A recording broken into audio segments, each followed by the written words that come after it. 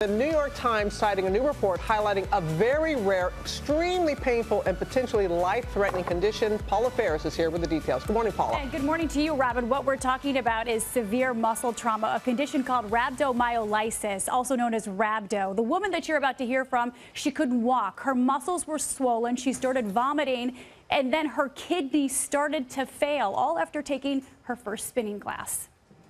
Christina D'Ambrosio is a kindergarten teacher who's on her feet all day long, a 2-day-a-week gym goer, but when she took her first ever spin class, she landed in the hospital. The class started out really, really fun. There was a lot of music, there was black lights. Throughout the whole class, we were encouraged to keep going and to not give up and just give it our all and give it our best. The next day, Christina was in so much pain, she could barely stand. My quadricep muscles kept swelling and swelling, and then eventually I started vomiting. Doctors diagnosed her with a rare condition called rhabdomyolysis, in which extreme exercise causes muscle tissue to break down and release toxins. She would require 3 weeks of life-saving dialysis. Appropriate exercise causes good muscle breakdown and builds muscle. But when you overexert yourself, when you do something your body's not used to, when you go just too far, that can cause massive muscle breakdown. And that is rhabdomyolysis. Most commonly associated with active duty soldiers and heavy weightlifting, a recent report co-authored by Alan Coffino documents 42 cases of people developing rhabdo after taking their first spin class. Is exercise a bad thing? Absolutely not. It's important that when you start exercise, you break in early. You start easy. Go to spin class, but start easy and build up. As for Christina, she's made a full recovery, is working out again, and encouraging others to listen to their bodies. You know your body better than anyone else. If they tell you to push yourself and you don't think it feels good, listen.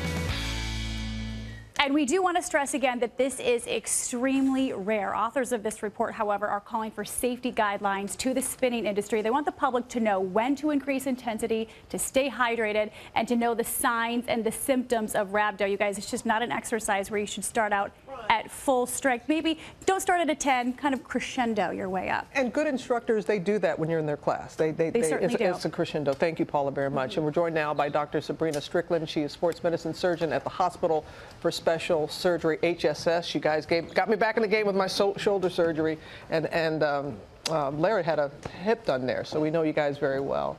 This particular condition, we have to stress, rare, rare, rare, because people are going to think, is spinning, is that okay to do? Of course it is, right?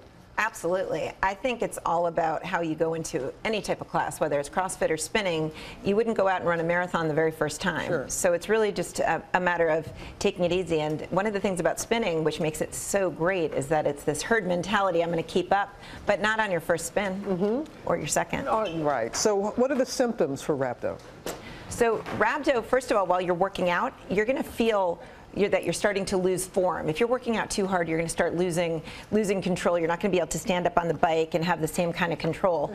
And afterwards, you're going to have real muscle pain. Not soreness when you move around a little, but real pain. Your urine's going to be dark. Because of the toxins? The toxins. I mean, basically, you're melting your muscle. It's degenerating or dissolving, and that gets into your bloodstream, and then it ends up in your urine. Your urine should not be dark.